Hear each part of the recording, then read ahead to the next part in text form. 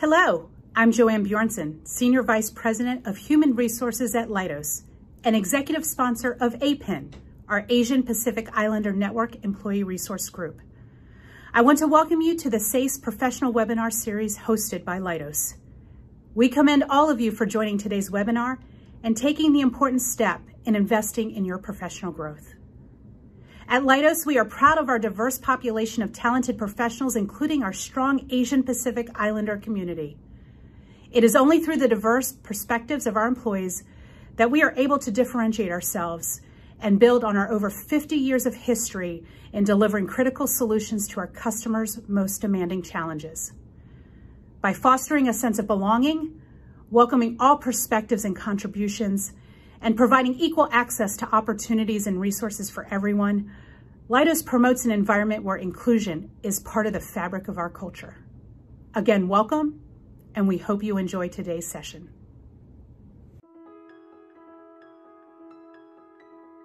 Scene 5, take 1, Mark. Inclusion is access to opportunities, unique perspectives. Inclusion is to a team. Access to opportunities, unique perspectives. Inclusion is belonging to a team. Access to opportunities, unique perspectives. To achieve. Inclusion is belonging to a team. That respects our differences. Access to opportunities, and embracing our unique perspectives. To achieve. So let's go from the top. Inclusion is belonging to a team. That respects our differences. having equal access to opportunities, and embracing our unique perspectives. To achieve. Greatness. I like it. inclusion Fuels innovation. Inclusion is all all of of us. us. Inclusion Is Leidos.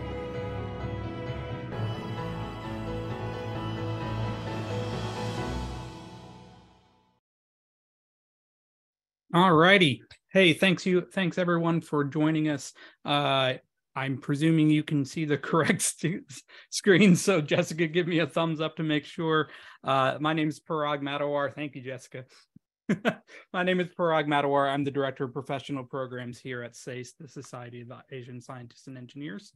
And I would like to welcome you to this series. For those of you who have not been to a SASE event before, I'm going to go through just a brief highlight of who we are, what we do, and so forth. So on the professional side of SASE, the problem we're trying to tackle is that Asians are nearly 50% less likely to get promoted into middle and executive level positions as our Caucasian counterparts. And this creates an Asian leadership gap, which is a huge untapped potential for individuals as well as the organizations that they work for. Our research shows that there are 4 common factors: a lack of political and organizational savvy, a cultural deference to authority, ineffective communication and influencing skills, and an aversion to risk-taking. And of course, all of these are generalizations. Not all 4 will apply to every single Asian, but there are some similarities and commonalities through that.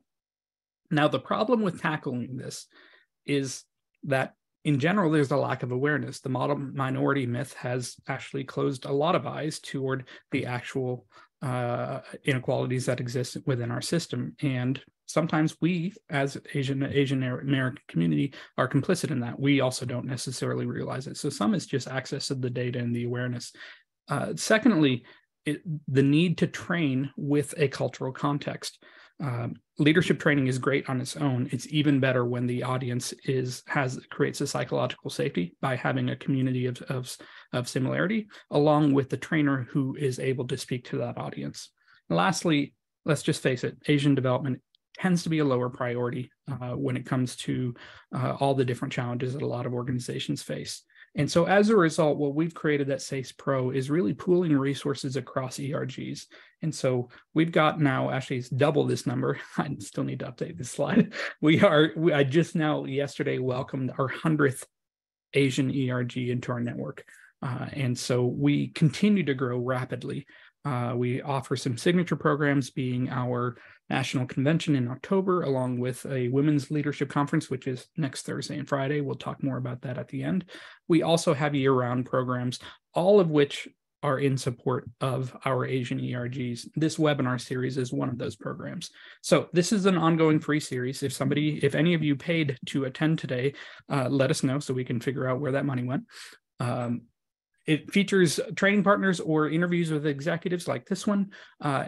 Basically once every 4 weeks or so. The recordings will be posted on our website for about 2 months. And you can always stay informed of what's going on with all of our events by following us on LinkedIn, or for these webinar series, just following the webinar webpage. But enough of that, now to the main event. So I am so pleased to recognize Raman Malhotra from Leidos, from our sponsor Leidos. She is the Vice President of Talent Acquisition there. She's been a wonderful partner over the past few years with SASE and SASE Pro. And yeah, Raman, welcome. All right. Well, thank you. Good afternoon, Parag, and thank you for this opportunity. All right. I wanted to introduce myself a little bit here. So let's talk about me, because I think Parag said that's what the webinar is about, right? It's all about me today. So I was born in India, and I came to the United States when I was 14 years old. So just when the teenager year starts, right? That's when I came to the United States. I came to Cleveland, Ohio. So go Browns, Browns fan. So Cleveland, Ohio, started my high school there, and went to actually my college in Cleveland State as well. So Cleveland is what I call home from an all purposes perspective. And, I'll talk a little bit more about my journey here, but, this is the slide that we normally present when we want to talk a little bit about who we are from a leader perspective, right? So over 22 years of talent acquisition experience. I've been with Leidos for 5 years. And when we talk about my leadership style, it really is, I believe in approachable. I believe in being authentic, being collaborative and influence. And you'll know why, because when we talk about talent acquisition, there's a lot of, it's an influence role, right? It's not something that I can say you need to do this, but it's really requires collaboration and influencing. So, that's what my leadership style is. From a communication perspective, I do try to keep up with technology, do try to be the cool person. So text, call, FaceTime. During pandemic, I think we've all learned, although it was always there, right? We can use FaceTime, we can use video chats, right? So it really, I think it helped, right? Being more personable. Team videos, they're always on. And not a big fan of video to start it out with, but 3 years ago, our leader kind of made it required that if you're talking, we want to see you. We don't want to lose that personal connection, right? So since then, I always keep my video on. And I know I saw a couple of names from my own team here that are logged in. So they know it that when we have a staff meeting or when they're talking to Raman, the video has to be on just so that I can see, what their expressions are. Meeting schedule, meetings, I prefer scheduled, open door, drive-by. I don't know if you guys can see or not, but I am in the office. And the best part about being in the office, I know there's we can talk about that topic, the whole hour, whether to come back to the office or not, but I enjoy being in the office for the reason that I do we have a lot of drive-by and open door policy, right? When we talk about over to my passion and hobbies, my boys are my passion and my hobby. And the reason for that is I have 2 boys.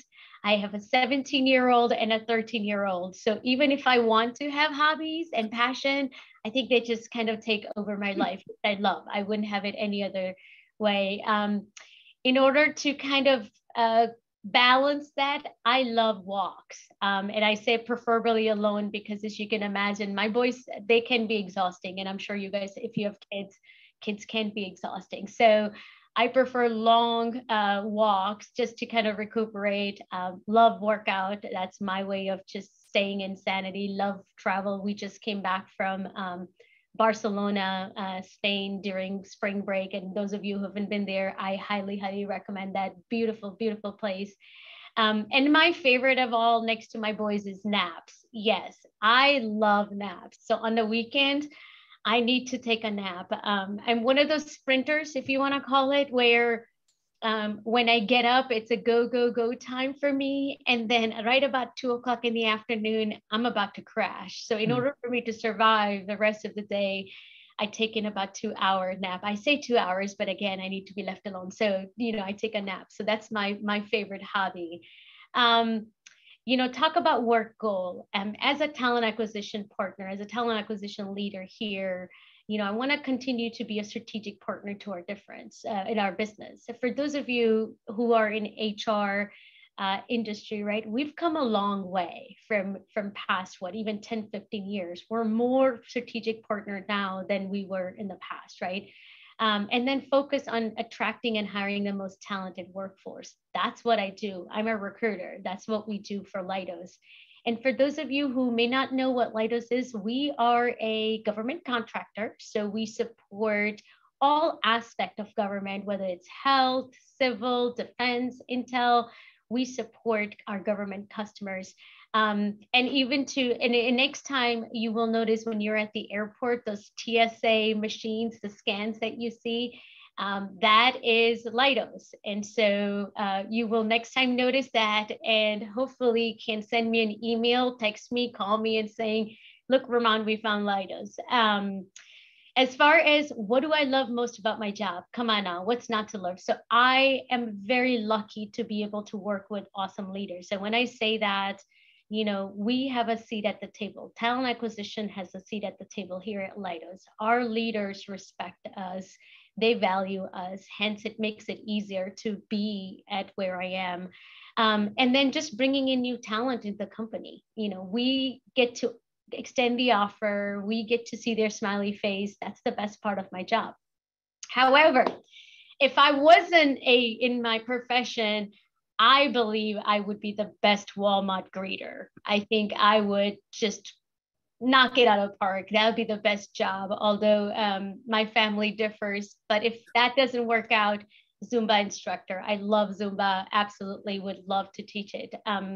And you guys can see the pictures below this. Yeah, absolutely. There's nothing better than Zumba, right? Either Zumba or boxing. I think I'll be scared about the boxing part. So you'll see the pictures of my family there. We enjoy travel together, from skiing, attended a wedding. That's where it's from, our Christmas tree. And then the last picture is really, I work out with my boys. We do a family workout day, and it's all about competition and being competitive. So we do, my older one is always on, Mom, come on, you can do better than that, or is that it? So that is a little bit about me, Parag. Wow, wonderful. Thank you so much for that background. Really appreciate it. One of the things that stands out from your history is talent acquisition. We don't actually see a ton of Asians in the talent acquisition field. And what's not on that slide is that you actually did a bachelor's in information systems, I believe. Is that right? So that is correct. Can you share that story of how, maybe even what you were told, what you should be doing, or what your career path should be for success, right? And how you shifted from STEM into talent acquisition, which seemed like they might have nothing to do with one another. You're absolutely right. So, as you know, I am from India, right? And yes, the story is true when you're growing up, right? That your parents want you to be either doctor or a lawyer. I think the engineering kind of came in a little after that, right? And so it's very easy when we talk about being a doctor. When we came to the United States, my aunt was a registered nurse. So being the oldest one, you often seek guidance, and the guidance was, you can become a registered nurse or a doctor. Except the problem is I am scared of needles and blood.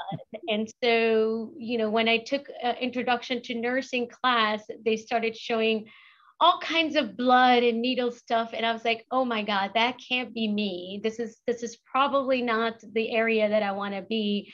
And by the way, I still cry when I see a needle, but I do take my flu shots. I take all kinds of things that I have to. I have two boys, as I said, but that doesn't mean that I'm not scared. So that career wasn't gonna do it for me. As far as lawyer, I mean, it was just too long to be in the college, right? Like I wanted to get out. I wanted to make money. I was like, there is no way that I'm going to stay in the college for 6-7 years and then become a lawyer. So what do? I had a very heavy influence with my Asian friends here in college. And although I am 28, back then when I was in college, the big computer science was a major thing, right? Information system, computer science, the Y2K dilemma, or the end of the world that we were dealing with, right? It was there. So the world was ending. So why not just make money and then die, right? So, speaking with a lot of my friends here at college, they were coming in doing their master's in computer science. It sounded good.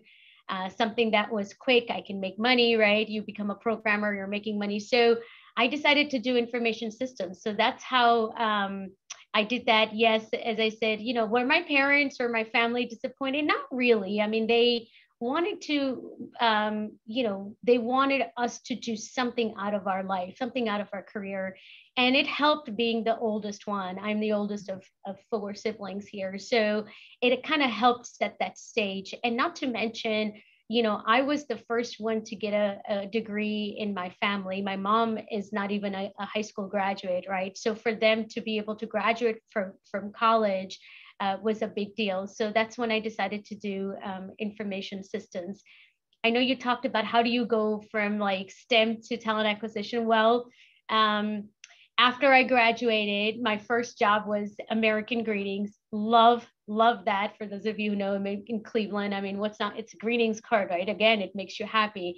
I was hired as a COBOL programmer, and I went there and I worked there for 6 months, and I'm like, oh my God, this can't be for me. I'm not the type of person who's going to sit in front of the computer and program. And do I regret it now? I don't know. COBOL programmers are so much in demand right now. If I had only stuck it out for 22 years, I think I'd be just sitting on the beach somewhere. But it just wasn't a career for me.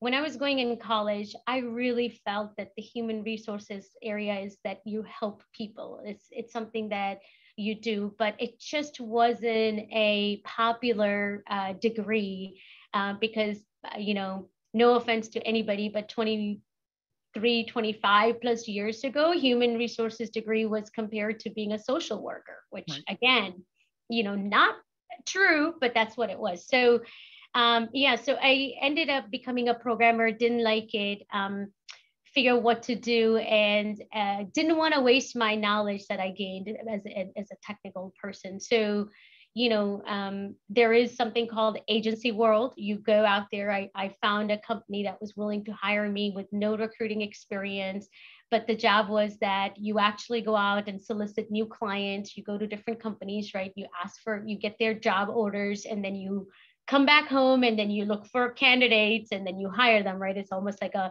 matchmaking. And so I kind of did that for 6 months and really enjoyed it, except I think it was, I was more so feeling like that I belong in a corporate world. So back then I think internet was just out where we were posting, right? But looked up a ad in a newspaper for a company called Penske Logistics. And I remember seeing the ad that says, we're looking for technical experience, but we will train you as a recruiter. And I said, oh my God, that's me, right? So ended up, interviewing and getting the job. So that's how I started out, just almost like when we talk about STEM into the technical recruiting, because in my mind, I can still speak the lingo, still talk intelligently to the candidates, but the technical recruiting is the path that was closest to if you don't want to be a programmer.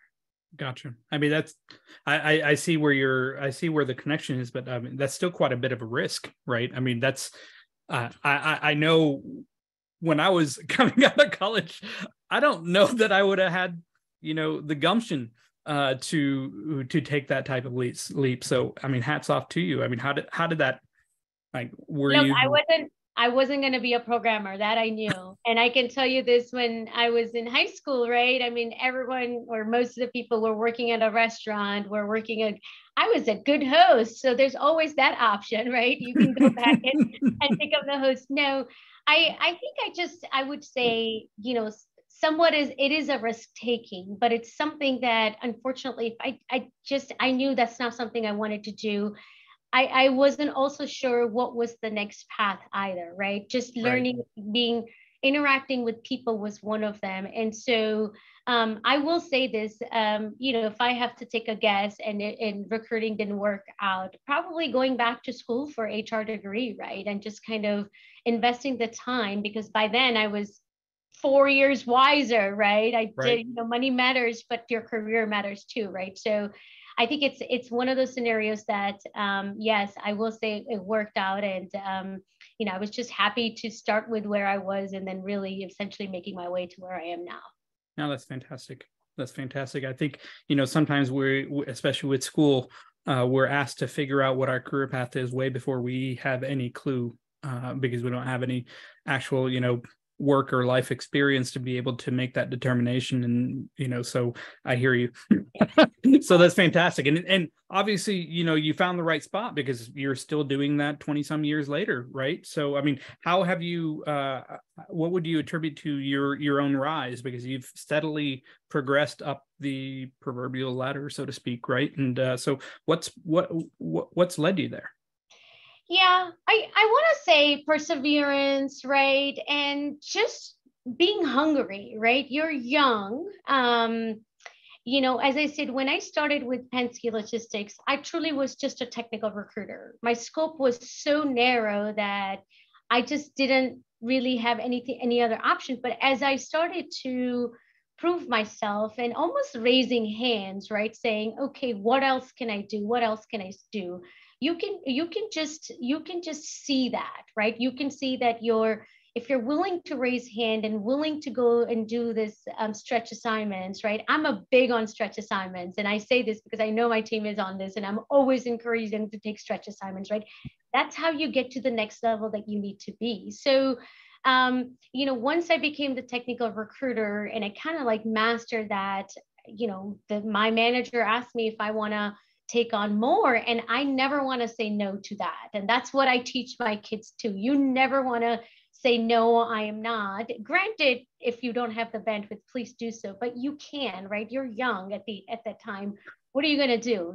Get off and party? You can still do that, right? But having to have this visibility and having stretch assignments, you can certainly do that. So I think it took me at least a good few years where, I had to learn how to support other functions. I didn't know how to support in finance or, in safety at the time or operations, but it's also willingness and wanting to do that. And I will say this, and I will probably hopefully say this throughout my conversation, is it is so important to have mentors and sponsors.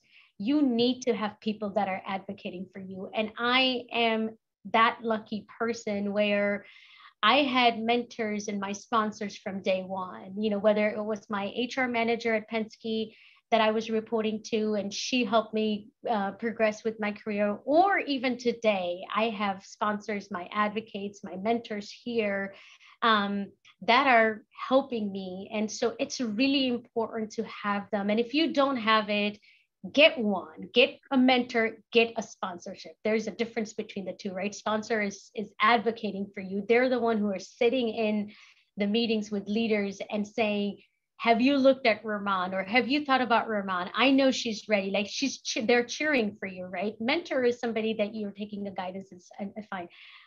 So find a mentor. I know there's a question in the chat saying, how do you find a good mentor? Honestly, I think it's like an interview process, right? So here at our company, we have a mentor program where we match them according to the interest that employees have, right? So my interest is I still want to grow in my career. So I want somebody who's going to help me guide towards that or have some different opinion, right? So it's really a match of what is it that you're looking to do and what does that mentor have from a background perspective. And don't be afraid to, my mentors were, my official mentors were not in HR. They're out in the business because I wanted to learn about business so that I can enhance my knowledge and my industry knowledge and experience. So having the mentor and having a sponsor, and those are the ones, as I said, I absolutely, they helped me get me where I am. So I do think that, don't be afraid to raise your hand. And a lot of the stretch assignments or extra projects that are given or are being asked to work on, they are hard. They are going to be, that's going to take some time and research. But if you're able to do this, that's what the leadership team is going to see, that she's able to do this or he's able to do this on top of their job. Yeah, no, thank you for the great advice. What I found is that mentors, it's felt to me in my career more of a rapport thing, right? Often I've used prior managers as mentors because they kind of understood who I was. And I ran across one company that actually matches using Enneagram, which I thought was really unique and a little bit different. Sponsors is a hard thing because sponsors, when they're sponsoring you, they are putting their reputation on the line. Absolutely. Right? And so they have to inherently believe in you. Did you even know who your sponsors were, by the way? Or did you go, I've heard several people say, I didn't even know I had a sponsor. I heard from somebody else that they were advocating. So I will say this, that I didn't know what a sponsor was either until I went through a scenario where I had two sponsors, actually three, and they were advocating for me to get to the next level in the company. And I think it goes back to, they're putting their neck on the line for me. And I didn't know until they went out of their way and they made sure that they went as far up as they can to say, Raman needs to be in this role. She is capable of it. And they made it happen. There was some hesitation on my, I guess, the leadership part, but they went out there and they were my cheerleaders. And that's when I realized it is so important to have them, because they didn't even tell me that they were doing this for me, right? They were going out just making it happen. So that's when I know that I had sponsored. And then now I look back at my career of 22 years. I had those sponsors all along the line. Sponsors don't have to advertise themselves and saying, hey, I'm your sponsor, right? I think it's somebody similar to what you said from a mentorship, is that you have to get along. Same thing with sponsor. Those are your leaders, that they know you, that you work with them.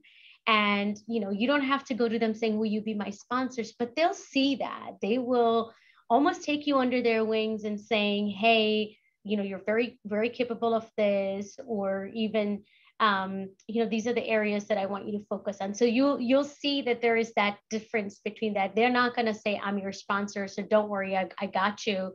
They will perform when they need to and step in, and you won't even know it until, actually in this case, as I said, it was done. And my manager came to me and told me about those three people that did that for me. And I was like, oh my God, thank you. Right. And I went to them and I obviously thanked them, but I didn't know that. Right. It sounds like, it's all off the basis of delivering results though, right? That's the foundation. Absolutely. You don't get anything without delivering results. Well, or trying, right? A lot of time the delivering results, it could be positive results or negative results, right? Mm-hmm. It's about, as I go back to it, right? As long as your leaders, as long as they see you that you're trying and you have tried, you raised your hand when you had challenges and you asked for help, as a leader, what I'm looking for is, right, are you capable of trying something new? Are you capable of taking risk? Are you going to push back? And then are you capable of delivering results, right? And as I said, a lot of the times it's successful, a lot of the time it's not, but it's not going to come to you, right? So those are some of the attributes or leadership skills that I look for, is saying, what are you capable of? Are you going to be able to go out of your way? Are you going to be able to learn something new, right? My career is, I know you're going to ask me this later, but my career seems to be like I was a recruiter my entire career. But if you look at the industries that I worked at, I mean, they were just day and night, right? I went from Penske Logistic, which is a supply chain GE company, right, to McKesson, a healthcare company. No idea what it means to have an implementation analyst, and that's to go to doctor or hospitals, right, and implement the software, to coming to Home Depot, a retail, which again, no idea what it means to hire a flooring specialist, right, and then coming to HP as a technology company, and now at Leidos, right? So yes, there were times when I was Googling and saying, what does this mean? Or what does it mean to be in healthcare? What are some of the things that I need to know this, right? So, it is, again, it's important to be willing to, again, go that extra mile. I didn't have to tell my manager, I have no idea what you're talking about. I said, I got it, right? Whether it's phoning a friend, that's when your healthcare friends are calling in, like, can I please talk to you? As in, and then retail, what does that mean, right? So it's again, the friends, you want to utilize this network, which LinkedIn is, it was sent from God, right? It was back then when we were networking, right? And I still do, right? We want to utilize our friendship and saying, all right, you're in healthcare, you're in retail, tell me what that means. What does that mean, right? You're spending that extra time to be successful. Yeah. Yeah, no, I love that, because, one of the challenges that our community has is often we won't put in for a role unless we can tick off every box. I mean, women have the exact same challenge, and Asians tend to do this doubly so. So I'm sure Asian women, both glass and the bamboo ceiling at the same time. And it's more about not ticking out the box, but it's more about the confidence. And that's exactly what you're sharing, is the confidence to figure it out, right? Absolutely. I will say this, that we see that day in and day out, right? It's not just women, it's also some of the other ethnic groups that, will also not apply because they feel like they're not 100% qualified. I will tell you this, if you're 80% match, apply for the job, right? Now, don't go out there and apply for every job that's out there that you think that 80% match, right? But, it is very true that if you meet some of the qualifications, don't be afraid to try, right? Again, a lot of it is that being a talent acquisition professional, right? When the recruiter calls you, they're going to figure out, it goes back to, okay, Ramon's 80% qualified. Can we develop her the other 20%, right? Can we provide her with training? And look at the talent shortage that we have today, right? So companies they can't afford to wait for so-called 100% match, right? That's not what we are looking for. And we're not looking for that anyways. We're looking for a complete profile, because tomorrow, I think all of you may have heard about this upskilling, right? Tomorrow, if we need to retrain you or upskill you, we want to make sure that you have the capability to be able to go and acquire those new skills. So don't wait for 100%. 80% is absolutely totally acceptable. Yeah. No, thank you for that. I appreciate that. What are, as you've moved into more and more senior leadership positions, how you approach your job has to change. What's happened? How would you describe how your mindset has had to evolve? Yeah. Well, it's still evolving. So I will say this, that when I went from an individual contributor to a manager role in HP, right? So it's probably the most difficult thing to do when your friends become their managers, right? So that was the case with me. I worked with the team as, the recruiters, they're my friends, and now all of a sudden I'm their manager, right? And I think it's to me the moment of how do you separate yourself from there? Not to say the friendship is off, but you do have that fine line of now the manager and your direct report kind of relationship, right? So for me, the biggest challenge was that how do I maintain that relationship with my team and yet still work in that leader capacity, right? And so I would say the first 6 months were very difficult. I still stay in touch with those individuals. They're still, nothing's changed, but it's very difficult to distance yourself from that. I don't want to know day to day what's happening, and but I do want to know what's happening in your life. How can I help as a manager too, right? But also as a friend. So and then as you're progressing in your career and reading to what you call as a leader, right, you have to think of the big picture.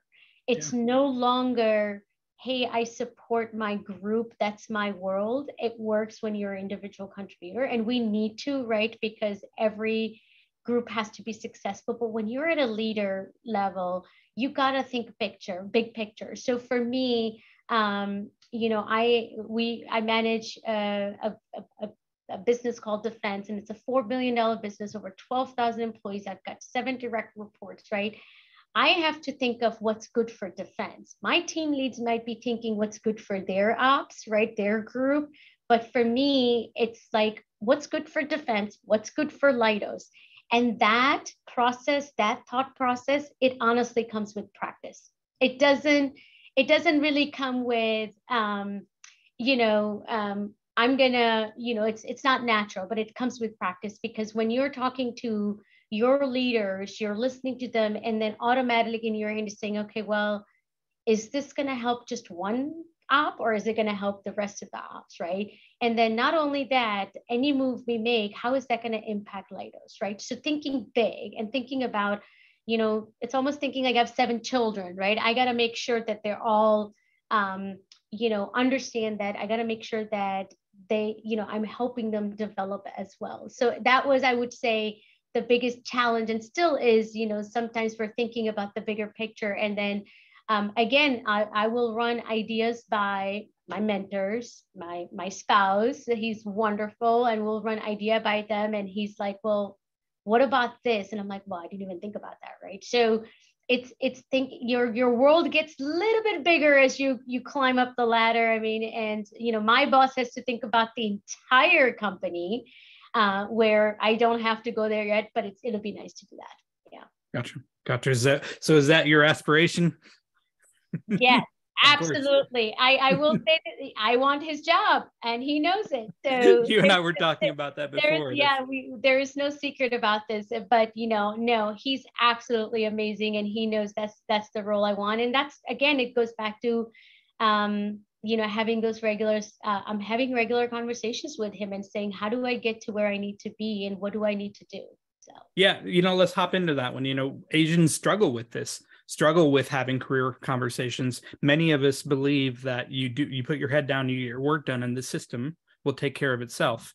Often our own parents didn't know to coach us any differently, right? Because they don't necessarily have that organizational type of experience. So, how would you describe why it's important to talk openly about your career aspirations, and maybe any tips on how to do that for those who are shy about it?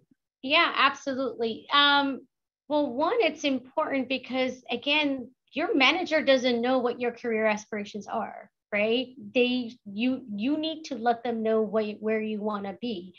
And more importantly, you want their help to get to where you want to be. And so it's really important for you as an employee to take charge of your own career. As I said, when I talk about, every 2 weeks when I talk to my manager, we have career conversation 2 or 3 times a year, right? And he needs to know where I am. And I will say in the last 5 years, we've explored other options. It wasn't that, hey, I just need to have my manager's job, but it also goes to, will you consider this? Will you consider that, right? If we don't communicate, they don't know. And it goes back to, how will they help you with the training or a development plan if they don't know about it, right? And so I'm a firm believer that if you don't communicate, they won't know it. You can't just expect that your manager kind of reads your mind and already know that, this is what my employee wants to do.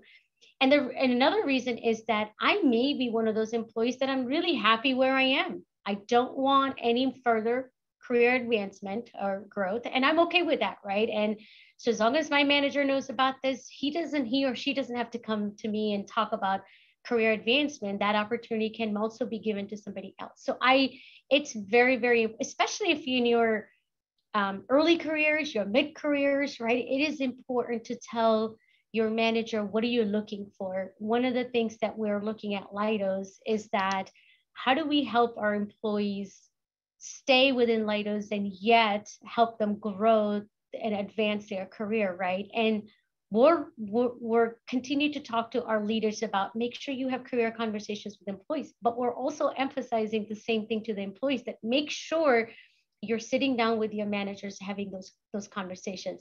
And your career path will change, right? It's not going to stay the same, but at least your manager knows maybe what you're thinking this year versus what you're not thinking, right? So and I think when we talk about Asian being shy, clearly I'm one of the exceptions if you guys have not figured it out yet. I'm shy. I actually am shy. I will say this on camera, but the conversations don't have to be lengthy. It's a one-on-one conversation. That conversation really, you don't have to do anything once you've communicated to your manager. They will take that to the next level of talent reviews or whatever it is that you have to do. But it could be a 5-minute conversation, and that's get you started. You'll be surprised how your manager will be supportive or not supportive, right? And in that case, perhaps that's not the company for you if they're not going to help you grow, right? But please do be courageous. I will say, if nothing else, take notes. You may not be like me where I could just have everything in my head and I can blur it out, right? Do notes and go to your points and saying, this is one of the points I want to talk about. It has benefits to it, right? Yeah, no, definitely. Just verbalizing it out and getting the feedback and so forth. Any advice for those who may not entirely know what they want to do? They just know that where they're at isn't where they want to be. That's a good question. Again, that's what your manager is for, right? When we talk about leadership, when we're talking about, I think after pandemic, it did us a lot of good, but from a talent acquisition perspective, it also is making it difficult for us to hire people, right? But the reason I say is that, again, a lot of the companies are focusing on retaining employees. And if that means that you don't enjoy your job and you need to move, we rather that you move within the company that you're granted the size of the company and the opportunities, right? And so my advice would be is, again, have that transparent conversation with your manager. I'm not saying every manager is as good as mine. Maybe there are others that'll panic and be like, what, you're going to, leave us and everything. But at the same time, our job is to make sure that employees are happy and they're staying. Again, remember, it comes into the big picture, right?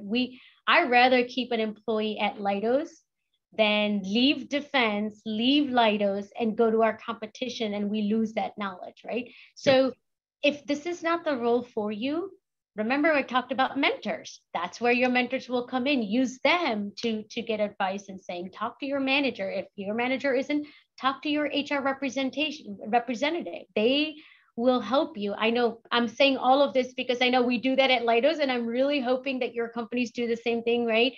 Talk to your HR, talk to your recruiter. I mean, they're the one who hired you, and tell them that this is not the job you're enjoying, and start a conversation there. It really is, it boils down to like communication. You have to communicate, whether it's with your manager, recruiter, your HR partner, and I know there's a lot of hesitancy on or skepticism on retaliation. The manager's gonna, start pushing you away. They're gonna start looking for replacement. No, I mean, we are teaching our leaders day in and day out is that they need to evolve. They also need to be more informed about what their employees are looking for. Yeah, no, I agree. I think, I think even your manager and a good manager and a good mentor will help you figure out, just thinking through, what do you enjoy about your current job? And importantly, what do you not enjoy and then can then help steer you. I agree. I had the exact same thing happen with me in my career. Several sponsors found it way more important to keep me within the company by finding new opportunities. And this is before online job posting. And so it was near impossible to figure out where the opportunities were within the company. So many, not all managers are seasoned and not all managers are phenomenal, right? That's just the fact of the matter. For those folks who have newer leaders who aren't that experienced and may not know what to do with this specific career path is not for me. I'm trying to I'm trying to go beyond that. Or any advice regarding who else they should talk to about their career desires? What feels appropriate in your experience? Yeah, I think that's, as I said earlier, right? That's where your HR representative comes in place, right? That's where your recruiter comes in place in talking about this, because a lot of the times when we don't want to find out from exit survey that you didn't like your job, and yet here we are, we lost you, right? We could have kept you, right? So I think if it's a manager who is not well seasoned in that, right, and potentially you don't think that they're going to support you, again, have that confidential conversation with your HR manager, HR representative, HR analyst, whoever it is that supports you from a human resources point, right? And they are more than welcome to steer you in that right direction, but also talk to the manager, right? Because they're also interacting with the line often. And, it won't be uncommon for them to go to the manager or their leaders and saying, hey, I'm concerned that we've now got a employee or multiple employees that are not really enjoying this role. Let's look into it. So don't be shy to use them as your resource. They truly are human and resource to them. So, yeah. Wonderful. Thank you for that. Switching gears slightly, how do you manage the challenges of your day-to-day work in your personal life as an executive? And, how do you balance all of that? Work-life balance is, at the tip of the tongue for many people nowadays. And so, how do you approach it? What does that look like?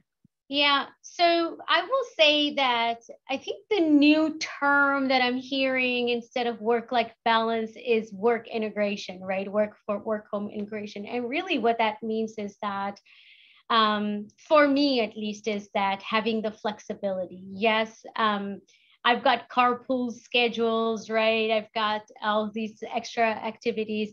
I think you have to have a good support system in place. And when I say this, there are times where I do have to tell my leaders and saying, I'm not going to be able to join this meeting. I'm going to go. I have to drop off my child. But what that also means is that we have enough flexibility where I can dial in from the car, right? And I can still participate. It's not easy. It's not easy for me to work, long hours, go home. But I will say this, it's also teaching, at least in my family, it's teaching my family as to that success doesn't come easy, right? It's not something that it's an overnight thing. You have to work for it. And sometimes when you say work for it, that may require you to travel sometimes, right? It requires you to work long hours, right? And so, again, wonderful husband. We truly are 50-50 partner when it comes to support, right? So we do divvy up our days. We match our calendars and say who can do who. And thank God for Uber Eats and DoorDash, right? Geez, where was it before that, right? So, I will say this, I'm not one of those moms that I know how to cook. I don't have time to cook and I don't bake. But again, thank God for the delivery services to make it happen. So it's whatever works for your family matters, right? We order dinner every night. And to me, at one point in time, I was like, I'm a bad mom. I mean, I don't even feed my kids at home. But then I sit back and I'm like, I can't do it all, right? You have to have a balance. On the other hand, on the weekends, I spend all my weekends with them. So try to balance between them. We've done where, we had to hire a nanny to take my kids from swimming to and from, because who has swim practice in the middle of the day, right? I mean, most of us are working, for God's sake, right? But it is what it is, right? So, and friends, right? Just like you want to have a network of people here that you rely on professionally, you want to have the circle of friends, where my carpool days changes often, where I'm like, who can I switch with, please, right? So I think it's a really, there's times where it gets frustrating. It is visibly that we're stressed out, but then there's other times you take it one day at a time. And when things get crazier, I think that's when you ask for help. You just raise your hand and saying, look, either I need a break, as I mentioned, walks. I'm going to need to walk for 15 minutes. I'll be back. And then we can regroup and discuss it. But it's really not easy. But at work, our leaders, our companies, they're making it more and more flexible for employees. We have something we call Leidos Life, and part of the pillar is being well-being and being flexible, right? And so that's why I said, a lot of the times when we hear about flexibility in career, people say it's remote. To me, it's not remote working. To me, is that I can leave at 3:00 today if I have to drop my child, and then either I can come back to the office or I can log in at home. It's integrating your life and work together. It's no longer work-life balance. Is at least that's the new term that's going around. No, I like it. The flexibility to be able to work when you want to, including taking time during the day when you need to, doctor's appointment, this, that, or the other, taking your 2-hour nap, whatever it may be. Not on the weekdays, though. But not on the weekday. Okay. Was wondering, are we cutting into your nap time here? Or was no.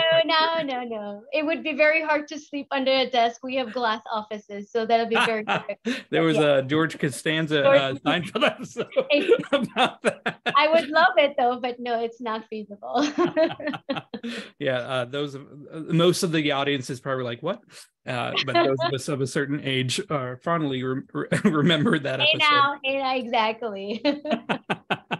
So, there's a few questions left. I'm going to go ahead and shift back to the sponsor one. Any tips to the group on how to cultivate sponsors by making sure more people have access to what you're doing? Have you had any experiences where you've been able to present to a broader audience, or or help facilitate it, anything like that, so that people can get their work seen more?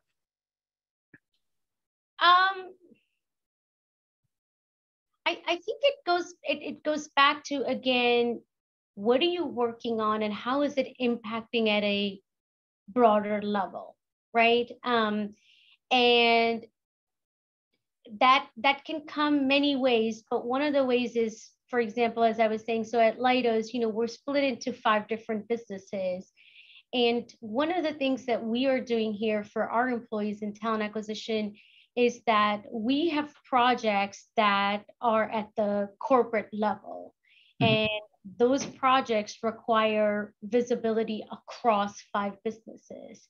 And so looking for those assignments, those projects that requires you to interact or work outside of your group is one way of showing, right, what is it that you're working on. Because one, not only it gives you the visibility to meet new employees, but you also get to learn across, in this case, across businesses as to what we do.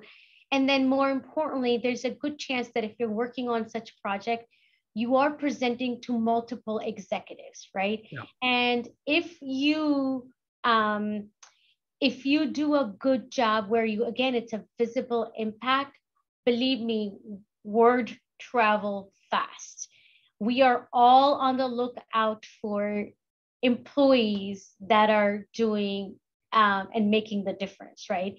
And oftentimes, again, I say this from an experience, fighting for that talent, right? You will see, I'll have my executive come to me and saying, well, we need to bring so-and-so from here. And I'm like, well, where did you hear that person? Who are they? And they're like, well, I went to a presentation about this, and this person is from a different group, absolutely impressed with it, the impact they're making, right? So that's one way of making sure that when you're choosing projects, perhaps you're choosing that's going to help you give that visibility across, right?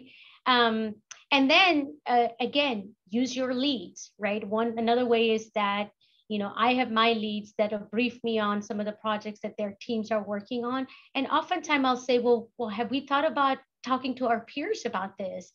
And when we do this, I invite my coworkers and I invite my leaders to say, let's listen to what these individuals have done and how it can impact us, right? So it's again, you taking the ownership of selecting projects that will give you visibility across, and then your manager also promoting your work to their leaders. Brilliant. Absolutely. There's always opportunities that span just beyond your initial group that span, and so you can get exposure. Fantastic advice. So thank you, Raman, for your time. We have blown through 50 some minutes already, if you can believe it. And so let me pop up a screen here. Jessica is going to fire up a survey for us. There are 2 questions on this survey. Please answer both of them as we go through. Raman Malhotra, again, thank you so much. We are, our programming coming up. We've got a women's leadership conference coming up next week, next Thursday and Friday. Registration is still available. Jessica will probably toss in into the chat the registration link for those who are interested. But we've got 8 trainers coming up over 2 days, 16 workshops. There are 6 executive panels with 17 senior Asian women executives, along with 2 rounds of focus circles featuring 30-some facilitators. So fantastic event coming up next Thursday and Friday. Beyond that, our next webinar in the next series is Nilu Kaur, who is a partner of SASE. She just finished her book, How to Be Your Own Cheerleader. I have it right here. Let's see, will it show? There it goes. Right here. So I'll be reading it. I'll be speed reading it before that session on May 16th. Registration is available now. Lastly, we've got a few slots left for our Top Gun Leadership Academy, hosted by Nikhil Paul. That is not Tom Cruise. That is our friend Nikhil Paul. This is a program for new managers of others. And if you're interested, reach out to us at pro@saseconnect.org. And lastly, our national convention. This is where everything comes together. Every year we do this. This is a full SASE convention from collegiate, from our college chapters, 105 across the nation, with the 80+ companies who come for talent acquisition purposes there through our professionals. We had 650 with us in Atlanta last year.